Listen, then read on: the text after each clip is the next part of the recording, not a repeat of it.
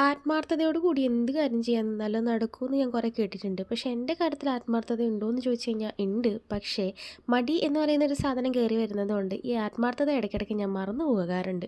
Assignments വാരിക്കൂട്ടി എഴുതുന്നതിൻ്റെ തിരക്കിലാണ് ഞാനിപ്പോൾ ഉള്ളത്.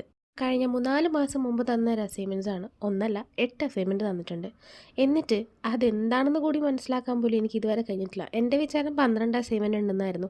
കഴിഞ്ഞ ദിവസം ഒരാൾ മെസ്സേജ് അയച്ചപ്പോഴാണ് അറിഞ്ഞത് 8 അസൈൻമെൻറ്റേ ഉള്ളൂന്ന്. എന്നിട്ട് ഞാൻ 2 എണ്ണം ഓൾറെഡി എഴുതി വെച്ചു. ബാക്കി 6 എണ്ണം എനിക്ക് എഴുതാനുള്ളൂ. ആ 6 എണ്ണം ഞാൻ ഒറ്റ ദിവസം കൊണ്ട് ഇന്ന് എഴുതി. എന്തിന്?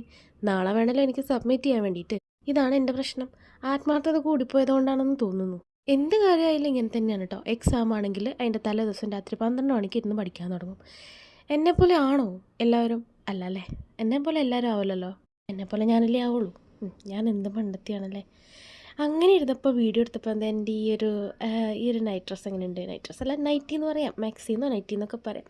ഞാനത് ഇവിടെയുള്ളൊരു ഷോപ്പിൽ നിന്ന് വാങ്ങിയതാണ് കേട്ടോ. വെറും 176 സംതിങ് ആയിട്ടുള്ളൂ. നല്ല രസമുണ്ടല്ലേ കാണാൻ. എനിക്കിഷ്ടമായി.